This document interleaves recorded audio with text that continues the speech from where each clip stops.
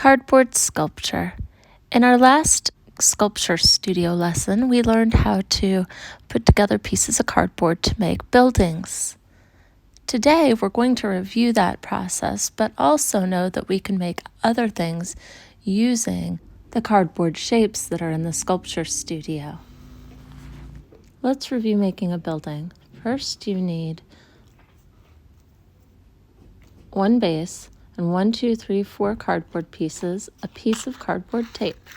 I cut the tape in half and in half again, and I get 4 pieces. Notice I also have a scissors out and a wet sponge in a dish, which you can find in the sculpture studio. I wet the tape on the shiny side by pressing it into the wet sponge, and then I press it and rub it down onto the cardboard. I want to bump these pieces right up against each other. You'll have the strongest building that way. So I have 4 pieces put together. Get that next piece wet. And now I'm going to take and fold my building over, and I have the basic shape for a house, a simple house. Of course, you'll need to connect your house to the base and create some sort of roof for your house or building. You can also make and stack several of these forms to make larger buildings, like this one. We can create a lot of other things with cardboard. Here's a camera, and today we're going to learn how to also make some animals. You can make these things and many more things beginning with 3 pieces of cardboard. I take and draw a line to divide one of my pieces of cardboard in half, which I should have done here, but I didn't, so I'm just going to cut what I think is halfway. You'll want to hold them and make sure they're the same. That'll make everything match up well. I make a pattern here between small, large, small, large. All the edges should line up. And then I take and I put my pieces of tape to connect them together. Take my final piece of tape after I wrap it around here and connect it. And you'll see the shape that I have is different than the one that I used for my buildings. I have 2 short sides and 2 long sides, which works well for a camera. And it also works well for the animals that we're going to make. I think there could be a lot of other uses for this shape as well. I'm going to quickly demonstrate how you would make a camera. To make the lens, you'll need a toilet tissue tube or a paper towel tube. You can cut it and then flange it.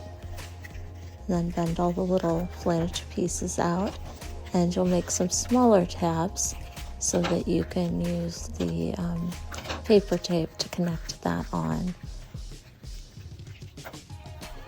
Next, you'll get another piece of cardboard, so you'll need 2 more pieces of cardboard, one for the top and one for the bottom. I measured it out, made a line with a Sharpie, and I'm cutting on that line. It's really important that that fits exactly. And then I put one on the bottom, and that goes on the side, and then I can take a picture. This student's camera is ready to paint, and this student decorated their camera like a cat. Okay, cardboard animals, the lesson that goes along with our unit on nature's creatures. You can make some simple cardboard animals using that 3-piece process I showed you before. Let's take a look at this cat I made. Okay, here's the front. You can look at it from the side, the back. All right, it's pretty easy. You just take these 3 pieces. You've got the middle one with a line down the middle. So I'll go ahead and cut on that line. And then I'll arrange my pieces in a pattern between the small and large ones.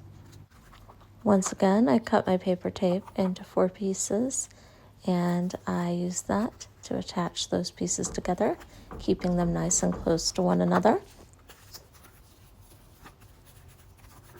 I take that and bend it and connect it just like I did for the camera. Next, I'm going to make legs to cover the open sides.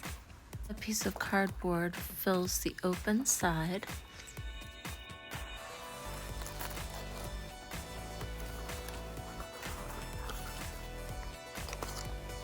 I connect each leg on using 3 pieces of paper tape, beginning with the one at the top to hold it on, and then the 2 on the sides to hold it steady. And then I repeat on the other side.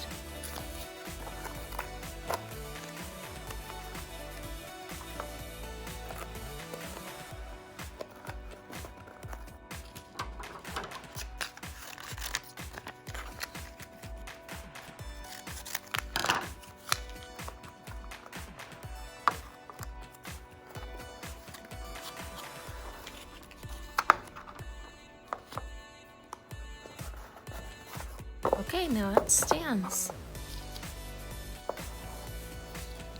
Now I'll get another piece of cardboard for the head. You'll want to decide whether you want your head turned this way or that way, or whether you want to make a longer neck before you put the head on. I just drew a little V on it because it's either going to be a fox or a wolf. I haven't decided, but I do want it to have a kind of pointy snout. Alright, so I snipped that off where I made the V, and guess what? Those little pieces will make some perfect ears. So I can put them behind there, and I'll have to use a piece of paper tape in front and in back. I'm going to put my head on next. I'm going to turn my animal's body on top of the head where I want it, like that. So I line it up and I lay it down on top of the head, and then I take my piece of dampened paper tape and I put on the head. Seems good. I'd like to add the ears on next, so I need some smaller pieces of paper tape. I'm going to put a piece of paper tape in the front. I can bend it over the edge a little bit to secure it, but that's not enough. I can see it's a little bit floppy. So I'll take the piece of paper tape and put it on the back of the ear so the ear is held in place firmly. Finally, I'm going to make my tail. Think about what your animal's tail looks like if it has one, and you'll want to draw it out on a piece of cardboard and cut. Try to keep it simple, because cutting cardboard is not easy. Paper tape the tail in place. One on the back of the tail, and one on the front of the tail.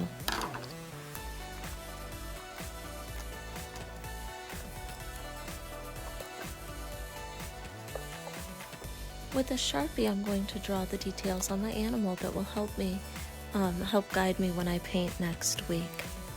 A quick note, with a few minor changes such as ear shape, my animal could be an elephant or a dog. With just a few minor changes, you can take this basic animal shape and make pretty much anything you want. These are just 2 of the many kinds of animals you can make by beginning with 3 pieces of cardboard. I can't wait to see what you're going to create in the sculpture studio.